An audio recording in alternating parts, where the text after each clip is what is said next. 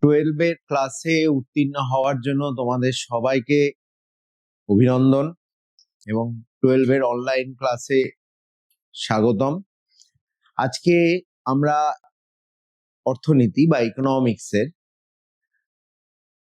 Macro economic পার্টের unit 1 national income accounting এখান থেকে শুরু করব। যদিও ন্যাশনাল ইনকাম অ্যাকাউন্টিং বা জাতীয় আয়ের পরিমাপ একটা বেশ বড় ইউনিট, তাই মোটামুটি বেশ কয়েকটা ভাগে ভেঙে এই জায়গাটা আমরা করব। একদম প্রথমেই যেটাতে আসবো আমরা সেটা হচ্ছে ন্যাশনাল ইনকাম অ্যাকাউন্টিং এর কিছু বেসিক কনসেপ্ট, যেগুলো প্রথমে জানা দরকার, দ্বিতীয়ত যেগুলোর ব্যবহার পরবর্তী সময়ে যখন আমরা জাতীয় আয়ের আরো অধ্যায়ে যাব সেক্ষেত্রে রয়েছে। সেই রকম কিছু কনসেপ্ট, বেসিক কনসেপ্টকে আমরা আজকে আমাদের এই ভিডিওতে এক্সপ্লেন করব। তোমরা অবশ্যই জেনে গেছো যে আমাদের এই সেমিস্টার 3-তে স্ট্যাটিস্টিক্স নেই। সেমিস্টার 3 সিলেবাসের দুটো ভাগ, একটা হচ্ছে ম্যাক্রো ইকোনমিক 20 নাম্বার আর একটা হচ্ছে ইন্ডিয়ান ইকোনমিক 20 নাম্বার। তা একদম প্রথমেই শুরু করি যে ম্যাক্রো ইকোনমিক্স বা সমষ্টিবাচক অর্থবিদ্যা সেটা কাকে বলে। সেমিস্টার 1-এ আমরা একবার এটা নিয়ে আলোচনা করেছি। অবশ্যই আমরা সেমিস্টার 3-তে কেবলমাত্র ম্যাক্রো ইকোনমিক বা সমষ্টিবাচক অর্থবিদ্যা নিয়ে আলোচনা করব। সমষ্টিবাচক অর্থবিদ্যা বা ম্যাক্রো ইকোনমিক্সের ম্যাক্রো কথাটা ম্যাক্রস থেকে এসছে, যেটার অর্থ হলো বৃহৎ বা লার্জ। এর বিপরীতে ছিল মাইক্রো, যার থেকে এসেছিল মাইক্রো ইকোনমিক্স। আসলে ম্যাক্রো ইকোনমিক্স বা সমষ্টিবাচক অর্থবিদ্যা এখানে বৃহৎ অর্থে গোটা অর্থনীতিটা বা ইকোনমিটাকে স্টাডি করে। একটু সহজ করে বললে, একটা জঙ্গলের একটা গাছকে নিয়ে আলোচনা করে মাইক্রো, সমস্ত জঙ্গলকে নিয়ে আলোচনা করে ম্যাক্রো। ঠিক তেমনি একটা অর্থনীতির সবচেয়ে ক্ষুদ্রতম একক বা ইউনিট, স্মলেস্ট ইউনিট হচ্ছে একজন মানুষ। এই মানুষের মূলত দুটো ভূমিকা থাকে, এক হচ্ছে ভোগ করা বা কনজাম্পশন, আরেকটা হচ্ছে উৎপাদন করা বা প্রোডাকশন। মাইক্রো ইকোনমিক, যেটা আমরা সেমিস্টার 1 আর 2-তে পড়েছি, সেই মাইক্রো ইকোনমিক মূলত আলোচনা করে এই ভোগকারী বা কনজিউমার ইন্ডিভিজুয়াল মানুষকে, অথবা প্রডিউসার বা উৎপাদক মানুষকে। যার জন্য তোমরা সেমিস্টার 1-এ যদি সিলেবাসের ইউনিট দেখতে, তাহলে দেখতে পেতে ওখানে দুটো প্রধান ভাগ রয়েছে মাইক্রো ইকোনমিক্স এর মধ্যে, consumer behaviour and production behaviour. এটা তো গেল মাইক্রোর পার্ট। ম্যাক্রোতে আমরা সমস্ত অর্থনীতিটাকে নিয়ে আলোচনা করি। এখানে কিন্তু একজন ব্যক্তি গুরুত্বপূর্ণ নয়, an individual is not important here. The entire economy, সমস্ত অর্থনীতিটা এখানে আলোচনা হবে। পার্থক্যটা কোথায় সেটা বোঝা খুব সুবিধা হয়। মাইক্রোতে আমরা চাহিদা পড়েছি, ডিম্যান্ড। সেখানে ডিম্যান্ডটা ছিল কখনো একজন ব্যক্তির, ডিম্যান্ডটা ছিল কখনো পার্টিকুলার একটা দ্রব্যের বা কমোডিটি, আবার ডিম্যান্ডটা কখনো ছিল কোনো একটা দ্রব্যের। সমস্ত ব্যক্তি মিলে যতটা চাহিদা করছে, তার মানে আমি ভেঙে বললে, যখন একটা দ্রব্যের চাহিদা একজন ব্যক্তি কতটা করছে সেটা আলোচনা করেছিলাম, আমরা তাকে বলতাম ইন্ডিভিজুয়াল ডিম্যান্ড। যখন কোনো একটা দ্রব্য বা কোনো একটা কমোডিটিকে সবাই চাহিদা করছে বা ডিম্যান্ড করছে, সেটাকে আমরা বলেছিলাম মার্কেট ডিম্যান্ড। এগুলো ছিল সব মাইক্রো। ম্যাক্রোতে থাকবে এগ্রিগেট ডিমান্ড বা সামগ্রিক চাহিদা। সেটা কি? একটা দেশে কোনো একটা দ্রব্য নয়, যত দ্রব্য বা সেবা কার্যাদি আছে, অল কমোডিটিস অ্যান্ড সার্ভিসেস, সেইগুলোকে দেশের সমস্ত লোকে মিলে যতটা চাহিদা করছে, তার মানে demand by all the people for all the commodities and services, কোন দেশের সমস্ত লোকেরা মিলে সেই দেশে যত দ্রব্য আর সেবা কার্যাদি আছে তার পুরো চাহিদাটাকে আমরা বলি সামগ্রিক চাহিদা বা এগ্রিগেট ডিমান্ড। এটা হচ্ছে ম্যাক্রো ইকোনমির আলোচ্য বিষয়। তার মানে ম্যাক্রো কিন্তু একটা দ্রব্যের চাহিদা বা একটা লোকের চাহিদা এই নিয়ে আলোচনা করে না। কোনো দ্রব্য এখানে নির্ধারিত নেই, এখানে সব দ্রব্যকে ধরা হয়। কোনো লোক এখানে নির্ধারিত নয়, এখানে সব লোককে একসাথে ধরা হয়। মানে ম্যাক্রোর পুরো পার্সপেক্টিভ বা দৃষ্টিভঙ্গিটাই হচ্ছে গোটা অর্থনীতি বা আমরা সহজ কথায় বললে গোটা দেশ। ঠিক তেমনি একইভাবে এগ্রিগেট সাপ্লাই বা সামগ্রিক যোগান আবার একইভাবে বলা যায়, যে আমরা মাইক্রো ইকোনমিক্স সেমিস্টার 1-এ করেছি ব্যক্তিগত যোগান বা ইন্ডিভিজুয়াল সাপ্লাই, যেখানে একটা ফার্ম কতটা সাপ্লাই দিচ্ছে সেটা দেখা হয়েছিল। মার্কেট সাপ্লাই, যেখানে সব ফার্ম মিলে কোনো একটা দ্রব্য কতটা সাপ্লাই করছে সেটা দেখা হয়েছিল। এখানে কিন্তু ওরকম একটা ফার্ম বা একটা দ্রব্য নিয়ে আলোচনা হবে না।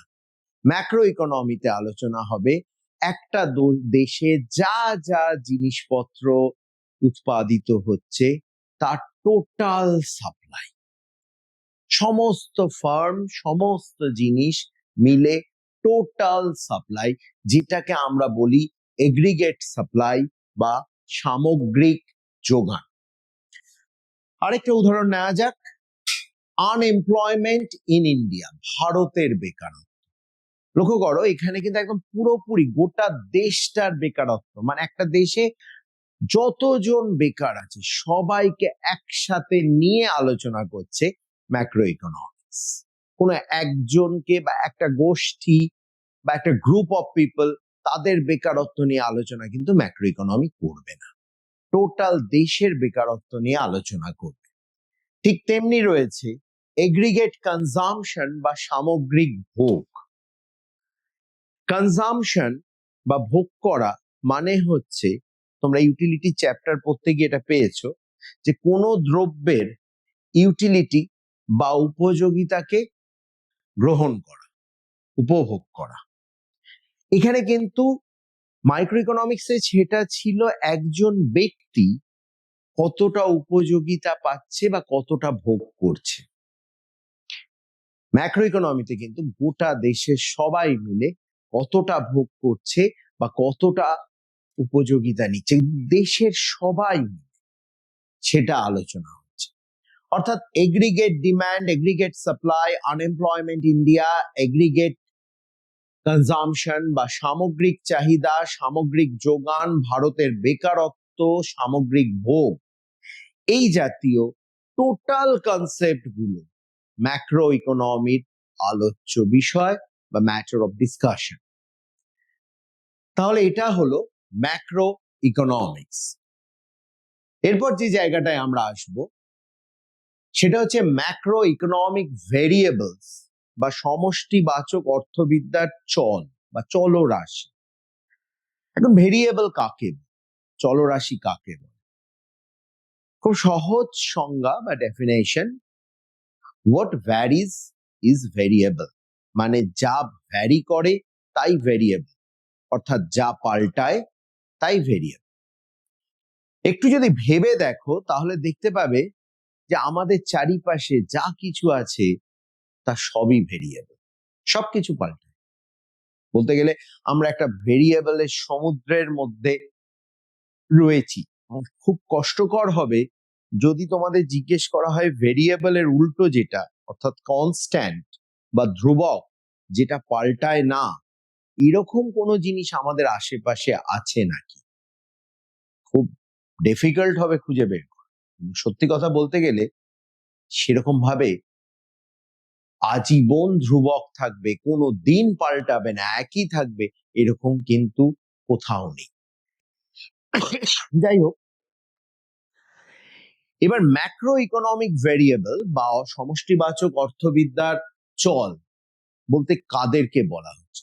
সোজা কথায়, যখন আমাদের চারিপাশে সবকিছু ভেরিয়েবল, তার মানে ম্যাক্রো ইকোনমিক বা সমষ্টিবাচক অর্থবিদ্যা যে যে বিষয় নিয়ে আলোচনা করে, একটু আগেই আমরা দেখছিলাম এগ্রিগেট ডিম্যান্ড বা সামগ্রিক চাহিদা, এগ্রিগেট সাপ্লাই বা সামগ্রিক যোগান, যে বিষয়গুলো নিয়ে ম্যাক্রো ইকোনমিক্স আলোচনা করে, তা সবকিছুই যেহেতু ভেরিয়েবল, তাহলে ম্যাক্রো ইকোনমিক ভেরিয়েবল তার মানে ম্যাক্রো ইকোনমিক ভেরিয়েবল বা সমষ্টিবাচক অর্থবিদ্যার চল হচ্ছে যে যে বিষয়গুলো ম্যাক্রো ইকোনমি বা সমষ্টিবাচক অর্থবিদ্যা ডিসকাস করে, আলোচনা করে, সেগুলো সবকটাই হচ্ছে সমষ্টিবাচক অর্থবিদ্যার চল বা ম্যাক্রো ইকোনমিক ভেরিয়েবল। এখন এই ম্যাক্রো ইকোনমিক ভেরিয়েবল গুলোকে আমরা দুটো ভাগে ভাগ, এক দলকে আমরা বলি মজুত বা স্টক ভেরিয়েবল, বাকিদেরকে বলা হয় প্রবাহ বা ফ্লো ভেরিয়েবল। তার মানে ম্যাক্রো ইকোনমিক ভেরিয়েবলস আর classified into stock variable and flow variable. Similarly সমষ্টিবাচক অর্থবিদ্যার চলগুলিকে আমরা দুটো ভাগে ভাগ করি, মজুত এবং প্রবাহ। এখন এই মজুত আর প্রবাহ, স্টক বা ফ্লো, এই ব্যাপারটা এলো কোথা থেকে? আসলে ধরো একটা 1 লিটার মিনারেল ওয়াটারের বটল, 1 লিটার মিনারেল ওয়াটার, যার ক্যাপ তখনও খোলা হয়নি, সিল ভাঙা হয়নি, ইনট্যাক্ট, নতুন দোকান থেকে কেনা হয়েছে।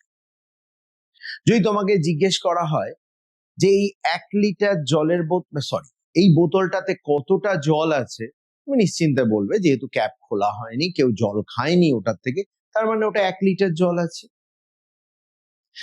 যদি বোতলটার ক্যাপ খোলা না হয়, সকালবেলাও 1 লিটার জল থাকবে, বিকালবেলাও 1 লিটার জল থাকবে, রাত্রেও 1 লিটার জলই থাকবে। আবার ধরো তোমার বাড়ির ওপরে যে জলের ট্যাঙ্কটা লাগানো আছে, সেই জলের ট্যাঙ্কটা ধরো 500 লিটারের। এবার জলের ট্যাঙ্কটা যদি পুরোপুরি ভর্তি করে দিয়ে তোমাকে জিজ্ঞেস করা হয় কতটা জল আছে, তুমি অবশ্যই নিশ্চিন্তে বলবে, যেহেতু 500 লিটারের ট্যাঙ্ক পুরোটা ভর্তি করা হয়েছে, তুমি বলবে 500 লিটার জল আছে। কিন্তু যদি একটা নদীকে দেখিয়ে তোমায় বলা হয় বলো তো নদীতে কত জল আছে, হ্যাঁ, নদীতে অনেক জল, এইভাবে কি 1 লিটার 500 লিটার বলা যায়? নিশ্চয়ই যায় না, যাওয়া সম্ভব না। যারা ভূগোল নিয়ে পড়াশোনা করছো তারা জানো নদীর জলকে মাপা হয় যা দিয়ে, সেটা হচ্ছে সেই ইউনিট অফ মেজারমেন্ট বা পরিমাপক এককটা হলো কিউসেক, মানে cubic feet per second. Per second, প্রতি সেকেন্ডে কত কিউবিক ফুট জল পাস করা হচ্ছে। এইবার একটু ভেবে দেখো, জলের বোতলে কতটা জল আছে মাপতে আমার সেকেন্ড লাগে, জলের ট্যাঙ্কে কতটা জল আছে মাপতে আমায় সেকেন্ড মানে সময় বলতে হচ্ছে না। অথচ নদীর জল মাপার ক্ষেত্রে কিন্তু আমাকে সেকেন্ড বলতে হচ্ছে। কারণটা নিশ্চয়ই তোমাদের সবার কাছে ক্লিয়ার। কারণ জলের বোতলের জল যদি ঢাকনা খোলা না হয়, যদি জল খাওয়া না হয়, সকালে যা থাকবে রাত্রেও তাই থাকবে। জলের ট্যাঙ্কও একই ব্যাপার, যদি জল খরচ করা না হয় একই থাকবে। নদী কিন্তু তা নয়, সব সময় সে পাল্টাচ্ছে, সময়ের সাথে সাথে সে পাল্টাচ্ছে। 1 সেকেন্ডে তাতে যতটা জল থাকছে, 1 মিনিটে তার থেকে 60 গুণ, 60 টাইমস বেশি জল থাকবে। আবার 60 মিনিট মানে 1 ঘন্টায় যত জল থাকবে, সারাদিনে তার থেকে 24 গুণ বা 24 টাইমস বেশি জল থাকবে। তার মানে যত সময় বাড়ানো হবে নদীর জলের পরিমাণ বেড়ে যাবে। তার সময়ের সাথে সাথে যে অটোমেটিক বেড়ে যায় তাকে আমরা বলবো, অবশ্যই নদীর জলকেই আমরা বলবো ফ্লো বা প্রবাহ। কিন্তু সময় বাড়ার সাথে সাথে যে বাড়ে না, যাকে না বাড়ানো হলে বাড়ে না, তাকে আমরা বলি, যেমন জলের বোতলের জল, মজুত বা স্টক। তার মানে এই যে ভাগাভাগিটা করা হয়েছে, এবার তার মানেটা তোমরা পরিষ্কার বুঝতে পারবে। যে ভেরিয়েবল গুলো সময় বাড়ার সাথে সাথে নিজে থেকে বাড়ে না, বাড়ানো হলে বাড়ে, সময় বাড়লাম, নদীর জলের এক্সাম্পলটা খেয়াল রাখবে, 1 সেকেন্ডে যা হবে 60 সেকেন্ডে তার 60 টাইমস বেশি হবে। কিন্তু আমি ব্যাংকে একটা টাকা রাখলাম, আমি কিন্তু যে টাকাটা রেখেছি সেই টাকাটার কথাটা বলছি, অবশ্যই সুদের কথা বলছি না। ব্যাংকে আমি 1,00,000 টাকা ফিক্সড ডিপোজিট করলাম। আমি যে 1,00,000 টাকা ফিক্সড ডিপোজিট করেছি, এটা একদিন পর 1,01,000 টাকা করেছি তেমন হবে না, কারণ আমার ফিক্সড ডিপোজিট সবসময় 1,00,000ই থাকবে। আমি কিন্তু সুদের কথা বলছি না, ইন্টারেস্টের কথা বলা হচ্ছে না, প্রিন্সিপালের কথা। প্রিন্সিপালটা বা মূল, যেটাকে আমরা আসল বলি বাংলাতে, সেই আসলটা কিন্তু সময়ের সাথে সাথে বাড়বে না, আসলটা 1,00,000 থেকে যাবে। তার মানে ব্যাংকে যে ফিক্সড ডিপোজিট করা হয়, ব্যাংকের স্থায়ী আমানত বা ফিক্সড ডিপোজিট, সেটা একটা স্টক ভেরিয়েবল। তোমাদের বোঝার সুবিধার জন্য আমি আরেকটু ক্ল্যারিফাই করে দিই, ব্যাংকে যে প্রিন্সিপাল অ্যামাউন্টটা রাখা হচ্ছে, নট ইন্টারেস্ট, প্রিন্সিপাল অ্যামাউন্ট, আসল, সেটা কিন্তু সময় বাড়লে বাড়ে না। তুমি যদি 5 বছরও রেখে দাও 1,00,000, 5 বছর পরও তোমার প্রিন্সিপাল অ্যামাউন্টটা 1,00,000ই থাকবে। কিন্তু যেটা আমরা সবাই জানি, ব্যাংকে টাকা রাখলে টাকা বেড়ে যায়। কেন বাড়ে? কারণ এই প্রিন্সিপাল অ্যামাউন্টের ওপর আসে সুদ বা ইন্টারেস্ট। এই সুদ বা ইন্টারেস্ট কিন্তু সময় বাড়ার সাথে সাথে বাড়ে। একদিনের সুদ যা, 10 দিনের সুদ তার থেকে বেশি। 10 দিনের সুদ যা বা 10 days ইন্টারেস্ট যা, 1 মাসের সুদ বা 1 month ইন্টারেস্ট তার থেকে বেশি। আবার 1 month ইন্টারেস্ট যা, 12 মাস মানে 1 বছর, 1 year এর ইন্টারেস্ট তার থেকে আরো বেশি। লক্ষ্য করো, একদম নদীর জলের মতো ব্যাপারটা হচ্ছে না? নদীর জল 1 সেকেন্ডে যতটা বেরোবে, 1 মিনিটে তার থেকে বেশি বেরোবে, 60 টাইমস বেশি বেরোবে। আবার 1 মিনিটে যা বেরোবে, 1 ঘন্টায় তার থেকে 60 টাইমস বেশি বেরোবে। আবার 1 ঘন্টায় যত বেরোবে, একদিনে তার থেকে 24 টাইমস বেশি বেরোবে। ঠিক একই ঘটনা সুদের ক্ষেত্রেও হচ্ছে। একদিনের যা সুদ, 1 সপ্তাহের সুদ তার থেকে বেশি। আবার 1 সপ্তাহের যা সুদ, 1 মাসের সুদ তার থেকেও বেশি। আবার 1 মাসের যা সুদ, 1 বছরের সুদ তার থেকেও বেশি।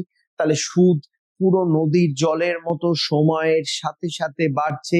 তাই স্থায়ী আমানত, স্টক ভেরিয়েবল বা মজুত হলেও সুদ বা ইন্টারেস্ট হচ্ছে ফ্লো ভেরিয়েবল বা প্রবাহ। আশা করছি বিষয়টা তোমাদের অনেকটাই পরিষ্কার হলো। তার মানে সময় বাড়ালে যেটার পরিমাণ বেড়ে যায়, একদিনে যা 1 মাসে তার থেকে বেশি, 1 মাসে যা 1 বছরে তার থেকে বেশি, সেটা হচ্ছে ফ্লো। আর সময় বাড়ালেও যেটা বাড়ে না, যেমন প্রিন্সিপাল অ্যামাউন্ট, ব্যাংকে যেটা আমি রেখেছি, মেন টাকাটা, আসলটা, একদিনেও 1,00,000, দুদিনেও 1,00,000, 1 মাসেও 1,00,000, 1 বছর পরেও 1,00,000, প্রিন্সিপাল তো ওটাই থাকবে। ইন্টারেস্ট কিন্তু বেড়ে যায়, তার জন্য ব্যাংকের টাকা বাড়ে, প্রিন্সিপাল কিন্তু একই থাকে। তাই ফিক্সড ডিপোজিটে যে টাকাটা আমি রাখছি সেটা কিন্তু স্টক ভেরিয়েবল। আরো উদাহরণ নেওয়া যায়, যেমন সম্পদ বা ওয়েলথ।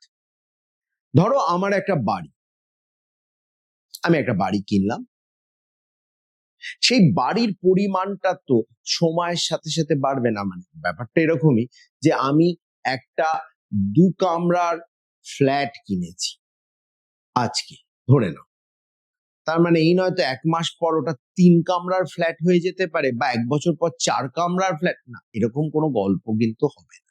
আমরা সবাই জানি যা আছে তাই থাকবে। তার মানে সম্পদ বা ওয়েলথ সেটা একটা স্টক ভেরিয়েবল, সময়ের সাথে সাথে সেটা বাড়ে না।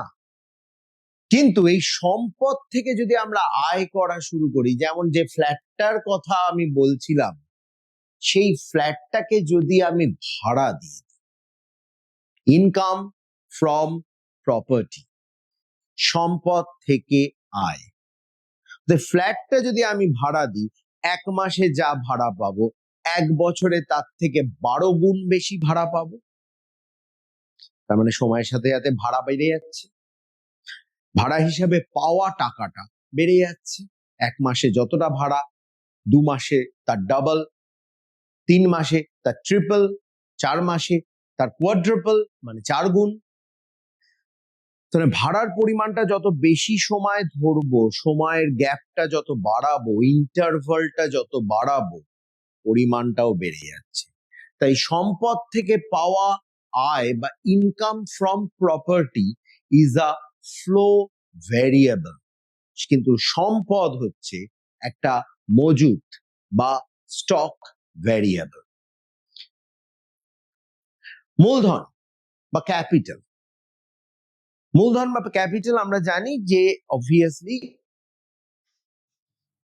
উৎপাদনের প্রয়োজনে আমরা যে টাকা দিয়ে স্থায়ী মূলধন বা চলতি মূলধন ক্রয় করি বা কিনি, ফিক্সড ক্যাপিটাল বা ওয়ার্কিং ক্যাপিটাল, যেমন মেশিন, সেটাকে আমরা মূলধন বা ক্যাপিটাল বলি। একটা উদাহরণ নেওয়া যাক, ধরা যাক একটা জেরক্সের দোকান একটা জেরক্স মেশিন কিনেছে 1 লাখ টাকা খরচ করে। এই যে জেরক্সের মেশিনটা, আবার একই গল্পতে চলে এসো, ও যদি আরেকটা জেরক্সের মেশিন কোনোদিন না কেনে, তাহলে ওর দোকানে একটাই জেরক্সের মেশিন থেকে যাবে, 1 মাসেও একটাই হবে, 1 বছর পরেও একটাই থাকবে। জেরক্সের মেশিন কিন্তু বেড়ে 2-3টে হয়ে যাবে না নিজে থেকে, সময়ের সাথে সাথে। হ্যাঁ, জেরক্সের দোকানের মালিক যদি নিজে থেকে আরেকটা কেনে তবে বাড়বে। আমি একটু আগেই বলেছি, বাড়ালে বাড়বে কিন্তু নিজে থেকে বাড়বে না, নদীর জলের মতো নয়।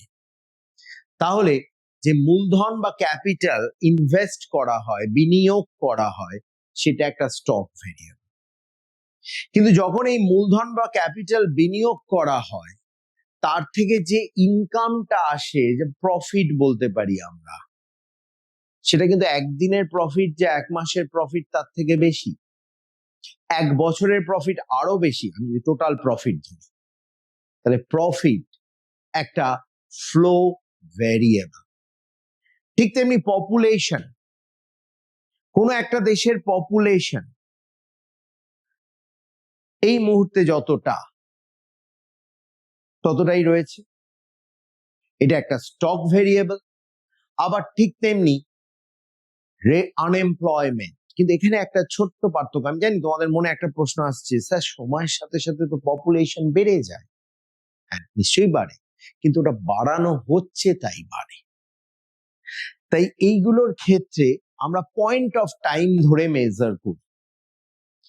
ব্যাপারটা পার্থক্যটা আমি জানি এখানে একটা কনফিউশন অ্যারাইজ করতে পারে, কারণ পপুলেশন আজকে যা কালকে তো তার থেকে বেশি হবে, পরশু তো আরো বেশি হবে।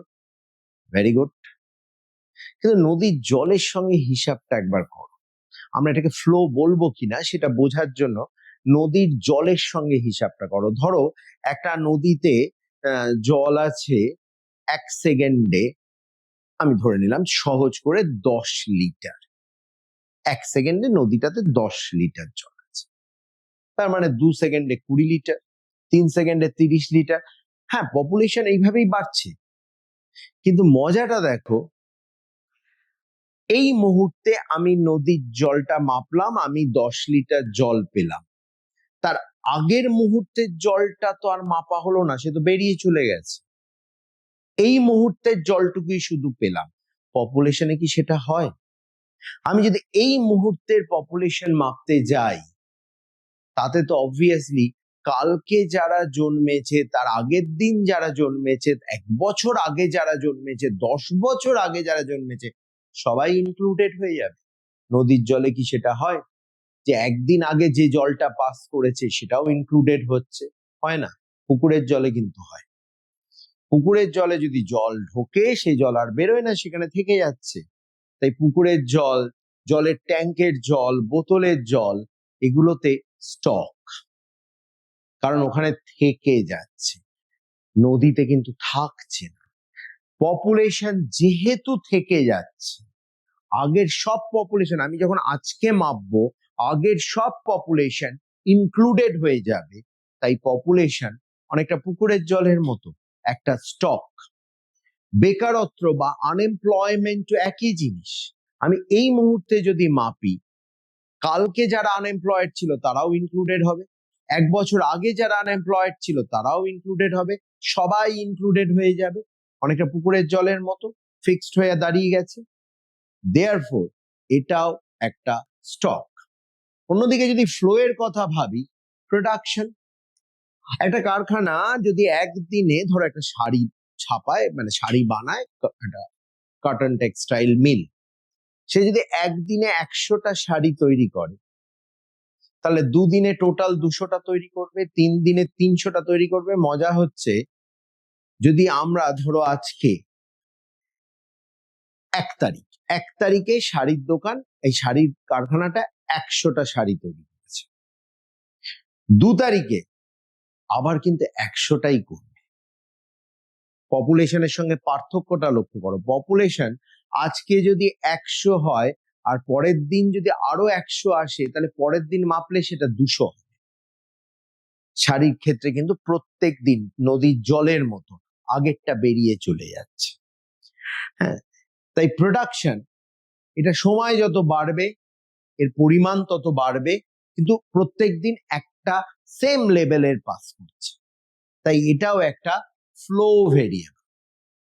ঠিক তেমনি ন্যাশনাল ইনকাম বা জাতীয় আয়, এটাও একটা ফ্লো ভেরিয়েবল। কারণ আমরা জানি ইনকাম প্রত্যেক দিন একটু একটু করে জমা হয়। এই যে মাসের শেষে একটা মানুষ যে টাকাটা মাইনে হিসাবে পায়, সেটা কিন্তু মাসের শেষ দিনটা কাজ করার জন্য পায়নি, পুরো মাস কাজ করার জন্য পেয়েছে। তার মানে প্রত্যেক দিন সে খানিকটা করে আয় করেছে। দেওয়া হচ্ছে 1 মাসেরটা জমিয়ে তারা। আবার অনেক কারখানাতে প্রতি সপ্তাহে মাইনে দেওয়া হয়, তার মানে কি সপ্তাহের যেদিন মাইনে দেওয়া হলো সেদিনও আয় করলো না, ও সপ্তাহের প্রথম দিন থেকে শেষ দিন অবধি প্রত্যেক দিন আয় করতে করতে টোটাল করে ওকে দেওয়া হচ্ছে। তার মানে আয়টা এভরি ডে হচ্ছে। তাই ন্যাশনাল ইনকাম বা জাতীয় আয় একটা ফ্লো ভেরিয়েবল। এবার এখানে তোমাদের একদম সহজ করে বোঝার জন্য এই ক্রাইটেরিয়াটা তোমরা মেনলি মাথায় রাখবে, যে কাকে আমরা স্টক বলবো, কাকে আমরা ফ্লো। স্টক ভেরিয়েবল চেঞ্জ না করালে চেঞ্জ করে না। যেমন ব্যাংকের ফিক্সড ডিপোজিট বা সম্পদ, একটা ফ্ল্যাট, তুমি না বাড়ালেও বাড়বে। ফ্লো ভেরিয়েবল কিন্তু প্রত্যেক দিন অ্যাড হতে থাকে, যেমন ইন্টারেস্ট। তাই যত বড় ইন্টারভেল ধরা হবে, 1 মাস, 1 বছর, 10 বছর, যত বড় ইন্টারভেল ধরা হবে পরিমাণটা তত বেশি হবে ফ্লো ভেরিয়েবলের ক্ষেত্রে। এখানে আরো একটা কিওয়ার্ড তোমরা মাথায় রাখবে। অনেক সময় তোমাদের কোশ্চেন বা এমসিকিউতে এরকম জিজ্ঞেস করা হবে যে নিচের 4টির মধ্যে কোনটি ফ্লো ভেরিয়েবল বা প্রবাহ, কোনটি মজুত বা স্টক ভেরিয়েবল। যদি কোনো একটা ভেরিয়েবলের পাশে একটা নির্দিষ্ট ডেট বা টাইম বসানো থাকে,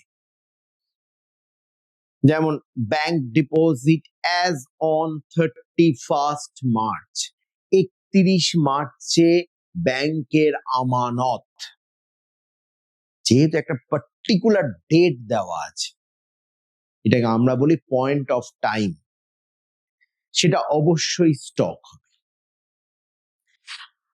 যেটার ক্ষেত্রে যদি কোনোটা এরকম থাকে যে একটা পিরিয়ড অফ টাইম দেওয়া হয়, একটা সময়ের গ্যাপ দেওয়া হয়, যেমন 1 মাস বা 1 সপ্তাহ, অমুক ব্যক্তির 1 মাসের আয়, অমুক কারখানার 1 মাসের উৎপাদন বা প্রোডাকশন অফ দ্য মান্থ, একটা গ্যাপ দেওয়া হয়েছে, কোনো পার্টিকুলার ডেট বলে দেওয়া হয়নি, কোনো পার্টিকুলার টাইম বলে দেওয়া হয়নি, একটা গ্যাপ দিয়ে দেওয়া হয়েছে, সেক্ষেত্রে সেটা অবশ্যই ফ্লো ভেরিয়েবল হবে। তাহলে এই হচ্ছে স্টক ভেরিয়েবল আর ফ্লো ভেরিয়েবলের ডিফারেন্স। এর পরের যে কনসেপ্টটা নিয়ে আমরা আলোচনা করব সেটা হচ্ছে হস্তান্তর ব্যয় বা ট্রান্সফার পেমেন্ট। ধরো দুর্গাপুজো, তুমি ঠাকুর দেখতে বেরোবে বন্ধুদের সাথে, এরকম সিচুয়েশনে হয় বাবা বা মা হাতে কিছু টাকা দিয়ে দেয় খরচ করার জন্য, অবশ্যই কিছু খাওয়ার জন্য, বন্ধুদের সাথে বেরোচ্ছি, রেস্টুরেন্টে খেতে যেতে পারি, রাস্তার ধারে স্টল থেকেও খেতে পারি, তো কিছু টাকা দেয়। তো ধরা যাক তোমার বাবা তোমাকে 500টি টাকা দিলেন, ঠাকুর দেখতে যাচ্ছ, পুজোর 4 দিন যাবে, 500 টাকা রাখ। আচ্ছা, এই যে টাকাটা তুমি পেলে, অবশ্যই এটা তোমার একটা আয়, নিঃসন্দেহে আয়, ইনকাম। কিন্তু পরিবর্তে কি বাবা কখনো এরকম বলেছে বা মা কখনো এরকম বলেছে এই তোকে 500টা টাকা দিলাম, আজকে ফিরে এসে বাসনগুলো মেজে দিবি বা ঘরটা মুছে দিবি? নিশ্চয়ই না। তার মানে সোজা কথায় মা বাবাকে আমরা কিছু না দিয়েই, পরিবর্তে কিছু না দিয়েই টাকাটা পাচ্ছি। যখন কোনো আয় করা হয় তার পরিবর্তে কিছু দিতে হয় না, সেই জাতীয় আয়কে বলা হয় ট্রান্সফার বা হস্তান্তর আয়। যেহেতু পরিবর্তে কিছু দিতে হয় না, তাই এটাকে আমরা ইউনিল্যাটারাল ইনকাম বা একতরফা আয়ও বলে থাকি।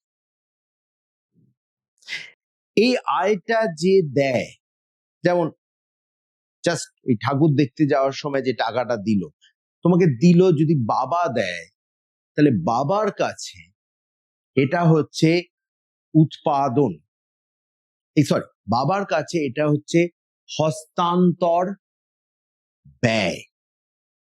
যে দেয় তার কাছে হস্তান্তর ব্যয়, আর যিনি পান, মানে তুমি পেলে টাকাটা, তোমার কাছে এটা হচ্ছে হস্তান্তর আয়। তাহলে ইংরেজিতে বললে, যে টাকাটা দিচ্ছে তার কাছে এটা ট্রান্সফার পেমেন্ট, মানে বাবা তোমাকে টাকাটা দিল, তাই বাবার কাছে এটা ট্রান্সফার পেমেন্ট। তুমি টাকাটা পেলে, তোমার কাছে এটা হলো ট্রান্সফার ইনকাম বা ট্রান্সফার আর্নিং।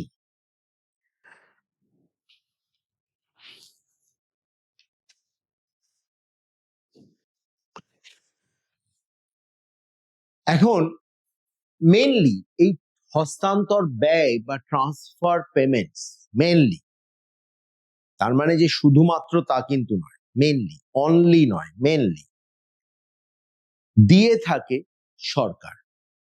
তাই ট্রান্সফার পেমেন্ট বিষয়টা গভর্নমেন্ট বা সরকারের ক্ষেত্রেই বেশি প্রযোজ্য হয়। কিরকম কিরকম ট্রান্সফার পেমেন্ট সরকার বা গভর্নমেন্ট দিয়ে থাকে আমরা সেটা একটু দেখি উদাহরণের সাহায্যে।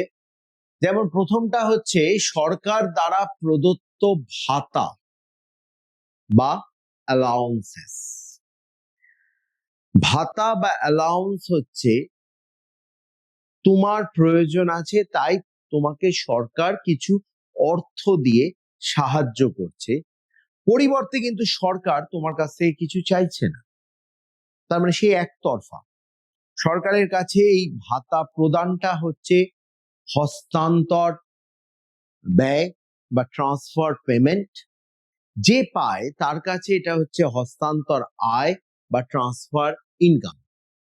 খুব ভালো ভালো উদাহরণ আমাদের হাতে আছে, যেমন আমরা জানি বিদ্যালয়ে যেসব মেয়েরা পড়ো তারা কন্যাশ্রী পাও, এই যে কন্যাশ্রী, এখানে সরকার তোমার অ্যাকাউন্টে টাকা দিচ্ছে, তোমাকে ভাতা দিচ্ছে বা অ্যালাউন্স দিচ্ছে, পরিবর্তে কিন্তু সরকারকে তোমায় কিছু দিতে হচ্ছে না। তাহলে কন্যাশ্রী অবশ্যই একটা হস্তান্তর ব্যয় সরকারের কাছে বা ট্রান্সফার পেমেন্ট, এবং যে কন্যাশ্রীর টাকাটা পাচ্ছে তার কাছে এটা হস্তান্তর আয় বা ট্রান্সফার ইনকাম। একই রকম ভাবে যারা লক্ষ্মীর ভান্ডার পান তাদের কাছে লক্ষ্মীর ভান্ডারের টাকাটা হচ্ছে হস্তান্তর আয়, সরকারের কাছে হস্তান্তর ব্যয়। ঠিক তেমনি তরুণের স্বপ্ন মানে ট্যাব কেনার জন্য যে টাকাটা তোমরা পাও, ক্লাস 11-এ পেয়েছো, সেটাও হচ্ছে সরকারের কাছে হস্তান্তর ব্যয় বা ট্রান্সফার পেমেন্ট, তোমার কাছে হস্তান্তর আয় বা ট্রান্সফার ইনকাম। পরিষ্কার কথা, এক্সাম্পল থেকে এটা পরিষ্কার হচ্ছে যে এর কোনোটার জন্যই তোমাকে কিন্তু পাল্টা কিছু দিতে হচ্ছে না, একতরফা। যে কোনো একতরফা পাওয়া হচ্ছে ট্রান্সফার বা হস্তান্তর আয়। কিন্তু শুধুই কি ভাতা? না, আরো আছে। যেমন সরকার দ্বারা প্রদত্ত ভর্তুকি বা সাবসিডি। এই ভর্তুকি বা সাবসিডি জিনিসটা কি? ধরা যাক একটা স্কুল পাঠ্য বই, যেটা অবশ্যই প্রত্যেককে কিনতে হবে। মানে ধরো ক্লাস 1-এর একটা বই, সহজ পাঠ ধরে নেওয়া যাক, সমস্ত বাচ্চাকেই কিনতে হবে। এবার সহজ পাঠের ওই বইটা ছাপাতে যে ছাপিয়েছে পাবলিশার, তার হয়তো 100 টাকা খরচ হচ্ছে প্রতিটা বইয়ের। এখন ঘটনা হচ্ছে আমাদের দেশে তো নানান রকম অর্থনীতি থেকে আসা ছেলেমেয়েরা পড়াশোনা করে, এবং আমরা চাই যে দারিদ্র যেন কারোর পড়াশোনার রাস্তায় বাধা হয়ে না দাঁড়ায়, পভার্টি যেন কোনো অবস্টাকল ক্রিয়েট না করে। তাহলে এই ক্ষেত্রে সরকার, অবশ্যই সরকারকে দেখতে হবে যে ওই 100 টাকা দাম হয়েছে বইটার, সহজ পাঠ বইটার, এমন পরিবারের ছেলেও থাকতে পারে তো যার কাছে ওই 100 টাকা দিয়ে বইটা কেনার ক্ষমতা নেই, অথচ বইটা দরকার। তাই এক্ষেত্রে সরকার যেটা করতে পারে বা যেটা সরকার সাধারণত করে থাকে, তোমরাও জানো, স্কুলে পড়ার সময় দেখেওছো, সরকার বইটা বিনা পয়সায় তোমার হাতে তুলে দিবে। বিনা পয়সায়, তোমার একটা পয়সাও লাগলো না বইটা পেতে, কেন কিনতে তো হচ্ছে না, তুমি পাচ্ছ। কিন্তু যে লোকটা বা যে মুদ্রণ ঘর বা পাবলিশিং হাউস এই বইটা ছাপিয়েছে, তার তো 100 টাকা খরচ হবে। তাহলে সে কি করে চালাবে যদি বিনা পয়সায় তোমাকে বইটা দিয়ে দেয়, ফ্রি অফ কস্ট? সেক্ষেত্রে সরকার ওই বইটা ছাপানোর যে 100 টাকা খরচ, সেটা পাবলিশারকে সরকার দিয়ে দেবে। তার মানে বইটার দাম সরকার পাবলিশারকে পেমেন্ট করে দিল, যার ফলে তুমি পাচ্ছ বইটা বিনা পয়সায়। তার মানে তুমি যে বইটা পেলে তার দাম সরকার দিয়ে দিয়েছে। এই যে একটা বইয়ের দাম 100 টাকা, যেটা সরকার দিয়ে দিল, ফলে দাম হয়ে গেল 0। এই যে সরকার 100 টাকা দিয়ে দিল, এটাকে বলা হয় ভর্তুকি বা সাবসিডি। এটা অনেক রকমেরই হতে পারে। যেমন কোনো একটা ওষুধ, যেটা যে ফার্মাসিউটিক্যাল কোম্পানিটা বানিয়েছে, সেটা তার বানাতে খরচ হয়েছে 300 টাকা, কিন্তু ওষুধটা ভীষণ ধরনের জীবনদায়ী বা লাইফ সেভিং ড্রাগস, ভীষণ প্রয়োজনীয় ওষুধ, ফলে সেটা বড় লোক যেমন কিনবে, গরিবও কিনবে। যে লোক 300 টাকা দিয়ে কিনতে পারে সেও কিনবে, যে লোক পারে না তাকেও কিনতে হবে। এক্ষেত্রে সরকার কি করলো, ওই কোম্পানিকে একটা ওষুধের যেটার দাম 300 টাকা, তার 200 টাকা সরকার দিয়ে বলো ওষুধটা তুমি বিক্রি করো 100 টাকা। তার মানে যাকে তুমি বিক্রি করছো তার থেকে তুমি পাবে 100 টাকা, আর আমার থেকে পাবে 200 টাকা। এই যে 200 টাকা সরকার দিয়ে দিল, এই ভর্তুকি। এবার লক্ষ্য করো, এই যে ভর্তুকিগুলো সরকার দিচ্ছে, আসলে ভর্তুকিগুলো কিন্তু আমরা পাচ্ছি। আমরা বিনা পয়সায় বই পাচ্ছি, আমরা কম দামে ওষুধ পাচ্ছি, আমাদের কিন্তু পরিবর্তে সরকারকে কিচ্ছু দিতে হচ্ছে না। তার মানে আমরা একতরফা পাচ্ছি। তাহলে আমাদের কাছে ভর্তুকিটা হচ্ছে হস্তান্তর আয়, সরকারের কাছে এটা হচ্ছে হস্তান্তর ব্যয়। এরপর চলে আসি বার্ধক্য ভাতা বা ওল্ড এজ পেনশন। আমরা এমনি জানি যে যারা চাকরি করতে করতে রিটায়ার করে তারা একটা পেনশন পান, কিন্তু এই রিটায়ারমেন্টের পেনশনটা ঠিক ওল্ড এজ পেনশন বা বার্ধক্য ভাতা নয়। এটা অ্যাকচুয়ালি মজুরি বা ওয়েজ, যেটা তুমি যখন কাজ করতে তোমাকে দেওয়া হয়নি, পরে দেওয়া হবে। তাহলে এই ওল্ড এজ পেনশন বা বার্ধক্য ভাতা কোনটা? এমন অনেক লোক আছে, যেমন ধরো আমি একদম এক্সাম্পলেই চলে আসি, যে এক ভদ্রলোক রিক্সা চালান। তিনি তার যখন বয়স হয়ে যাবে তখন অবশ্যই তিনি আর রিক্সা চালাতে পারবে না, কারণ খুব পরিশ্রম সাধ্য কাজ এটা। তো এই পরিশ্রম সাধ্য কাজটা করতে না পারার ফলে তার আয় বন্ধ হয়ে যাবে, তিনি তো না খেতে পেয়ে মারা যাবেন। সরকার তখন তার হাতে, তার যাতে বেঁচে থাকতে সে পারে মোটামুটি ভালোভাবে, সেই জন্য একটা টাকা তুলে দেয়। এই টাকাটাকে বলা হয় বার্ধক্য ভাতা বা ওল্ড এজ পেনশন। আবার একই জায়গায় চলে আসি, এই ওল্ড এজ পেনশন যে ভদ্রলোক পেলেন তাকে কিন্তু পরিবর্তে সরকারকে কিছু দিতে হলো না, তার মানে তিনি একতরফা পেলেন। তার মানে তার কাছে এটা হস্তান্তর আয়, সরকারের কাছে এটা হস্তান্তর ব্যয়। তার মানে ওই ভদ্রলোকের কাছে এটা ট্রান্সফার ইনকাম, গভর্নমেন্টের কাছে এটা ট্রান্সফার পেমেন্ট। সুতরাং যে দেয় তার কাছে ট্রান্সফার পেমেন্ট বা হস্তান্তর ব্যয়, যিনি পান তার কাছে হস্তান্তর আয় বা ট্রান্সফার ইনকাম। এরপর আমরা চলে আসি এর পরের টপিক, সমষ্টিবাচক অর্থনীতিতে।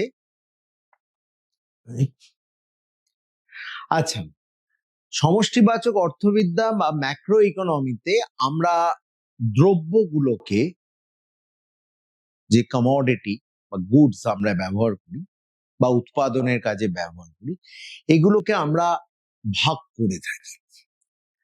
প্রথমত এই দ্রব্য বা গুডসকে আমরা দুটো ভাগে ভাগ করি। এটা সম্পূর্ণ উৎপাদনের কাজে বা প্রোডাকশন প্রসেসে কিভাবে দ্রব্যটা ব্যবহার হচ্ছে তার ভিত্তিতে ভাগাভাগিটা হয়। তোমরা এটা মাথায় রাখবে, উৎপাদনের কাজে, প্রোডাকশন প্রসেস। ভাগাভাগিটা কি? অন্তর্বর্তী দ্রব্য বা ইন্টারমিডিয়েট গুডস এবং সম্পূর্ণ দ্রব্য বা ফাইনাল গুডস। ব্যাপারটা কি? কিছু দ্রব্য আছে যখন তাকে উৎপাদনের কাজে ব্যবহার করা হয়,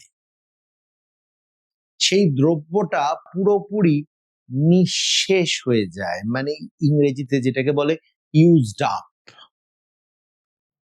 একবার ব্যবহার করলে সেই দ্রব্যটাকে পুনরায় আর ব্যবহার করা যায় না। খুব ভালো এক্সাম্পল, এগরোল তো খেয়েছো, এগরোল। আচ্ছা, এগরোলের দোকানে এগরোল বানানোর জন্য যে ডিমটা ব্যবহার করা হলো, অবশ্যই ডিমটা ফাটিয়ে একটা রোল তৈরি করা হলো, ওই ডিমটা দিয়ে কি আর কোনো রোল তৈরি করা যাবে? যাবে না। তার মানে ডিমটা পুরোপুরি ইউজড আপ বা নিঃশেষ হয়ে গেল। এই রকম দ্রব্য যেগুলোকে বারবার ব্যবহার করা যাবে না, যেটা একবার ব্যবহার করার সাথে সাথেই যেটা শেষ হয়ে যাবে, সেই দ্রব্যদের বলা হয় অন্তর্বর্তী দ্রব্য বা ইন্টারমিডিয়েট গুডস। ঠিক যেমন বইয়ের বা বই ছাপাতে যে কাগজ ব্যবহার করা হয়, একটা বইয়ের জন্য যে কাগজটা ব্যবহার করা হলো, সেই কাগজটুকু তো আর অন্য কোনো বইতে লাগানো যাবে না, ওটা ওই বইয়ের সাথেই চলে যাবে। তাহলে কাগজটা হলো অন্তর্বর্তী দ্রব্য। আবার মিষ্টির দোকানে যে দুধটা ব্যবহার করা হলো, মানে যে দুধটা থেকে ছানা কাটিয়ে মিষ্টি তৈরি করা হলো, সেই দুধটা কিন্তু মিষ্টির সাথে সাথেই শেষ হয়ে গেল, অন্তর্বর্তী দ্রব্য। তাহলে অন্তর্বর্তী দ্রব্য হচ্ছে সেগুলোই যেগুলো উৎপাদন কার্যে একবারের বেশি ব্যবহার করা যায় না, cannot be reused। অন্যদিকে কোনো একটা উৎপাদন ব্যবস্থায় যেটা ফাইনালি আলটিমেটলি তৈরি হয় তাকে বলা হয় ফাইনাল গুডস বা সম্পূর্ণ দ্রব্য। তাহলে অন্তর্বর্তী দ্রব্য হচ্ছে সোজা কথায় যেটা উৎপাদন প্রসেসে নিঃশেষ হয়ে যাচ্ছে, যেটার আর আলাদা কোনো অস্তিত্ব থাকছে না, ফাইনালি যেটা তৈরি হচ্ছে। আমার এগরোলের উদাহরণটাই ধরতে পারো, ডিম হচ্ছে অন্তর্বর্তী দ্রব্য আর ফাইনালি তৈরি হলো কি এগরোল। এগরোলটা হচ্ছে সম্পূর্ণ দ্রব্য বা ফাইনাল গুডস। আবার এই সম্পূর্ণ দ্রব্য যেটা তৈরি হয় সেই সম্পূর্ণ দ্রব্যটা কি ক্ষেত্রে কেমন ভাবে ব্যবহার করা হচ্ছে সেই অনুযায়ী সম্পূর্ণ দ্রব্যকে আবার ক্লাসিফাই করা হয়। তার আগে অবশ্যই আমি অন্তর্বর্তী দ্রব্যের কিছু উদাহরণ রেখেছি, যেমন ধরো চায়ের দোকানে ব্যবহৃত দুধ, যেটা আমি একটু আগে মিষ্টির দোকানে বললাম, অবশ্যই এই দুধটা তো আর ব্যবহার করা যাবে না, চা হয়ে যাবে। কিন্তু যদি দুধটা দোকান থেকে তোমার বাড়িতে কিনে আনা হয়, এখানে একটা জায়গা খুব কেয়ারফুল থাকতে হবে, প্রচন্ড রকম কেয়ারফুল থাকতে হবে। সেটা হচ্ছে বাড়িতে যে দুধটা কেনা হচ্ছে তা দিয়ে তোমার মা পায়েস বানাতে পারে। তুমি বলতে পারো স্যার এটা তো পায়েস তৈরিতে লাগানো হয়, কিন্তু এটাকে আমরা উৎপাদন বলবো না। কেন বলবো না? সেমিস্টার 1-এ পড়েছিলাম একদম শুরুতে ইন্ট্রোডাকশন চ্যাপ্টারে। উৎপাদন সেটাই যেটা বানিয়ে বিক্রি করা হয়, অর্থনীতির ধারণা এটা। তার মানে যেহেতু বাড়িতে যে পায়েসটা তৈরি হচ্ছে সেটা তো আর বিক্রি করা হবে না, তাই সেই পায়েসে যে দুধটা ব্যবহার করা হচ্ছে সেটাকে আমরা অন্তর্বর্তী দ্রব্য বলবো না, কারণ পায়েসটা এখানে উৎপাদন নয়। ফলে আমরা এখানে ওই দ্রব্য, ওই দুধটাকে বলবো যে এটা দিয়ে পায়েস তৈরি করা হচ্ছে, আসলে এটাকে ভোগ করা হচ্ছে বা কনজিউম করা হচ্ছে। তাই চায়ের দোকানে যেহেতু চাটা বিক্রি করা হয়, তাই চাটা ওখানে উৎপাদন বা প্রডিউসড হচ্ছে। তাই চায়ের দোকানে যে দুধটা ব্যবহার করা হচ্ছে সেই দুধটা অন্তর্বর্তী দ্রব্য। কিন্তু আমাদের বাড়িতে যে দুধটা আসছে, যেটা আমরা খাচ্ছি, পায়েস বানাচ্ছি ইত্যাদি, সেটা যেহেতু আর উৎপাদনের কাজে ব্যবহার হচ্ছে না, আমরা ভোগ করছি, তাই সেটা কিন্তু সম্পূর্ণ দ্রব্য বা ফাইনাল গুডস। এবার সম্পূর্ণ দ্রব্য বা ফাইনাল গুডস, যেমন ধরো আরো একটা এক্সাম্পল, কোনো একটা কারখানায় জ্বালানি হিসাবে যদি কয়লা ব্যবহার করা হয়, তাহলে যেহেতু ওটা কারখানায় ব্যবহার হচ্ছে, কয়লা পুড়ে ছাই হয়ে যাচ্ছে, যে কয়লাটা পোড়ানো হচ্ছে সেটাকে আর ব্যবহার করা যাবে না, অতএব ওটা অন্তর্বর্তী দ্রব্য।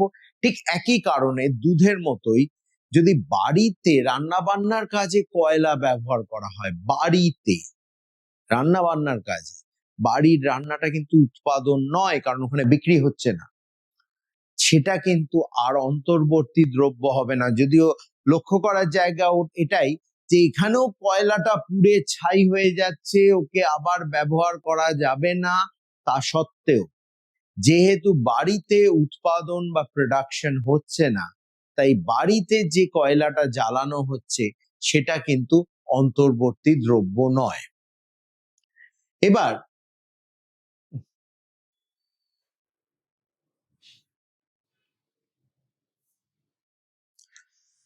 অর্থনীতিকে আমরা দুটো ভাগে ভাগ করে থাকি, অর্থনীতি বা ইকোনমিকে। একটা হচ্ছে বদ্ধ অর্থনীতি বা ইংরেজিতে বলে ক্লোজড ইকোনমি, আরেকটা হচ্ছে উন্মুক্ত অর্থনীতি বা ওপেন ইকোনমি।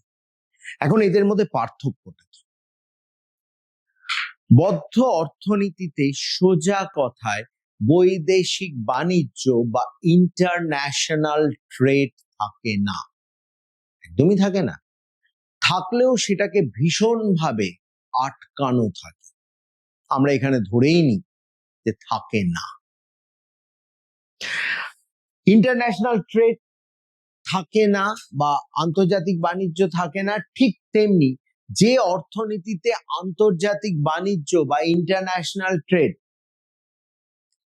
এবার উন্মুক্ত অর্থনীতিতে আন্তর্জাতিক বাণিজ্য বা ইন্টারন্যাশনাল ট্রেড থাকে।